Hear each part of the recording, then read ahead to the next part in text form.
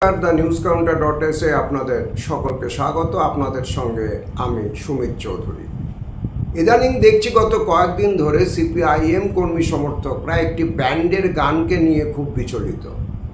সেই গানটিতে সম্ভবত সিপিআইএমের যুব নেতা টেলিভিশনের মুখ শতরূপ ঘোষের সঙ্গে কুণাল ঘোষ এবং দিলীপ ঘোষকে একই পংক্তিতে বসিয়ে কোনো তুলনা করা হয়েছে এবং তাতে বিক্ষুব্ধ এবং প্রধান্বিত সিপিআইএম কর্মী সমর্থকরা বলবার চেষ্টা করছেন যে শতরূপ ঘোষের সঙ্গে কুণাল ঘোষ বা দিলীপ ঘোষের কোনো তুলনা চলে না। কুণাল ঘোষ সারদার পয়সা নিয়েছেন, কুণাল ঘোষ সারদার চোর, ইত্যাদি ইত্যাদি। সেই তুলনায় শতরূপ ঘোষ তিনি তার বাবার পয়সায় গাড়ি চড়ছেন, তাতে অপরাধ কোথায়, ব্লা ব্লা ব্লা। যারা এই কঠিন সময়েও, যেখানে মূলত একটা মেরুকরণের রাজনীতি এবং ভোটারদের মধ্যে তার যথেষ্ট প্রভাব, বামপন্থার পক্ষে সিপিআইএমের পক্ষে সমাজ মাধ্যমে সোচ্চার থাকছেন, সক্রিয় থাকছেন, বহু সময় হুমকি কটূক্তির মুখোমুখি হচ্ছেন, কিন্তু তারা তাদের নিজেদের দায়কেও অস্বীকার করছেন না। আমার তাদের প্রতি যথেষ্ট সম্মান রয়েছে। কিন্তু একটা কথা আমি বলবো, সবিনয়ে বলবো, যারা কুণাল ঘোষ বা ইত্যাদিদের পিছনে তাদের শ্রম এবং সময় খরচ করছেন, তারা ভুল করছেন।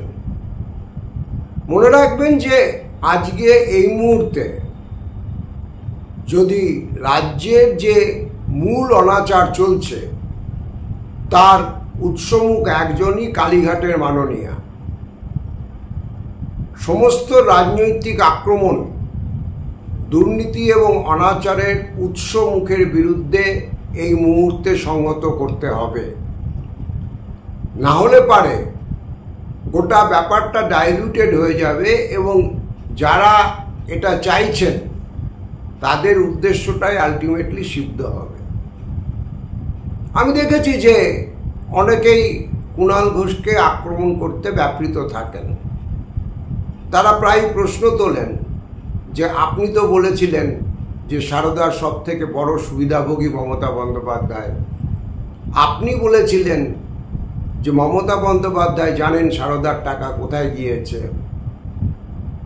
এখন প্রশ্ন হচ্ছে, দেখুন, এই প্রশ্নগুলো কুণালকে করে লাভ নেই। কারণ আপনাদের বুঝতে হবে যে কুণাল যদি অপরাধ করে থাকেন তাহলে কিসের জোরে, কোন শক্তির থেকে বলিয়ান হয়ে কুণাল এগুলো করতে পেরেছিল? এই প্রশ্নটার উত্তর আপনাদের খুঁজতে হবে, মানুষের মধ্যে এই প্রশ্নটা তুলতে হবে। তাহলেই দুর্নীতি এবং অনাচারের মূল উৎসমুখকে সঠিকভাবে চিহ্নিত করে আপনাদের রাজনৈতিক আক্রমণকে সংহত করতে পারবেন।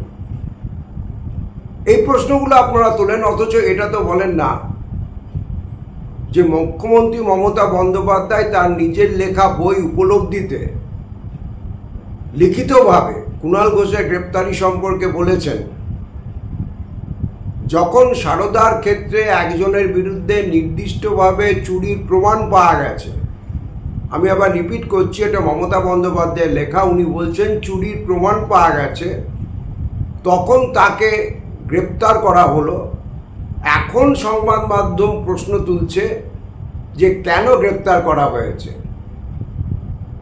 অর্থাৎ এটা মনে রাখবেন, কুণাল ঘোষ যখন গ্রেপ্তার হয়েছিল তাকে কিন্তু সিবিআই গ্রেপ্তার করেনি। কুণাল ঘোষকে গ্রেপ্তার করেছিল আমাদের রাজ্য পুলিশ, সিআইডি, এবং তার নেতৃত্ব দিয়েছিলেন মমতার বিশ্বাসভাজন আইপিএস রাজীব কুমার।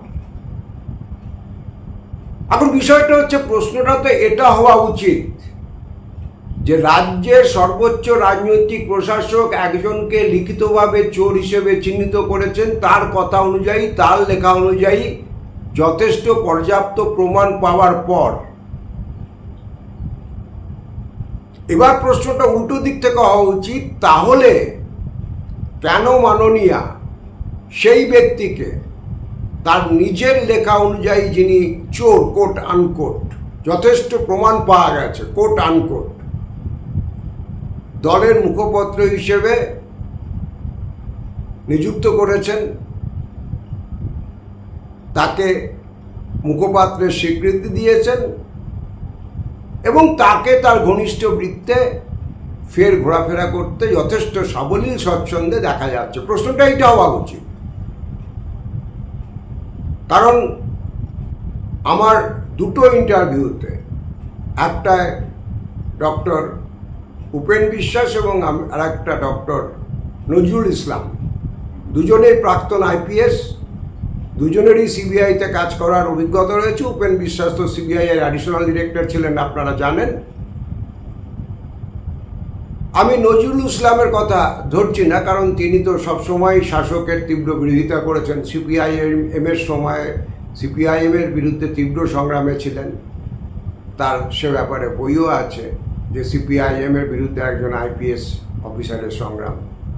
তিনি মমতা বন্দ্যোপাধ্যায়ের বিরুদ্ধেও সোচ্চার, কিন্তু উপেন বিশ্বাস তো মমতা বন্দ্যোপাধ্যায়ের ঘনিষ্ঠ ব্যক্তিত্ব ছিলেন, তার মন্ত্রিসভার সদস্য হয়েছিলেন রিটায়ার করবার পর।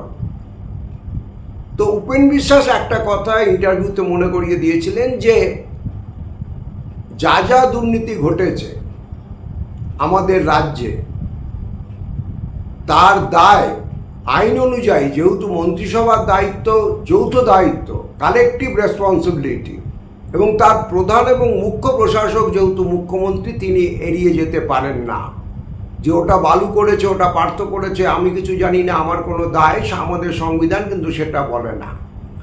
আর সংবিধানের আইনি কথাটা যদি ছেড়ে দিয়ে আমরা যদি রাজনৈতিক দৃষ্টিকোণ থেকে পুরোটা বলতে চাই, তাহলে মনে করিয়ে দেব যে মুখ্যমন্ত্রী মমতা বন্দ্যোপাধ্যায় একাধিকবার বিধানসভা নির্বাচনের আগে বলেছেন, প্রতিটা কেন্দ্রে আমি নিজে প্রার্থী। সুতরাং পার্থ চ্যাটার্জি, বালু ইত্যাদির কথা ছেড়ে দিন, এমনকি জীবনকৃষ্ণ যিনি একজন বিধায়ক মাত্র, তার কুকীর্তির দায়ও মাননীয় এড়াতে পারেন না খুব পরিষ্কারভাবে, কারণ তিনি বলেছিলেন যে প্রতিটা বিধানসভা কেন্দ্রে আমি প্রার্থী, আমাকে দেখে ভোট দিন। সুতরাং মানুষ যদি প্রতিটা বিধানসভা কেন্দ্রে আপনাকে দেখে ভোট দিয়ে থাকে, তাহলে আপনার মনোনীত প্রতিটি প্রার্থী যারা জয়ী হয়ে বিধানসভায় গিয়েছেন, মন্ত্রী বাদ দিন, তাদের দায়ও আপনি নৈতিকভাবে এড়াতে পারেন না। এবং আমি আবারও বলছি যে পার্থ হোক, বালু হোক, জীবনকৃষ্ণ হোক, প্রশ্নটা এটা তুলতে হবে যে এদের যে অপকীর্তি, তার মূল উৎসটা কোথায় তাদের এই কাজগুলো করবার, এই ক্ষমতাটার, এবং এর উত্তর দেওয়ার জন্য কোনো পুরস্কার একদমই নেই, সেটা বলাই বাহুল্য। সুতরাং যারা বামপন্থী বা সিপিআইএম এর কর্মী সমর্থকরা ডালপালাকে আক্রমণ করছেন, আমি বলবো এই বিভ্রম থেকে বেরিয়ে আসুন, সমস্ত দুর্নীতি অনাচারের মূল কাণ্ডকে চিহ্নিত করুন। এই বিষবৃক্ষর সমূলে উচ্ছেদ করতে হলে গোড়া থেকে কাণ্ডকে উপড়ে ফেলতে হবে।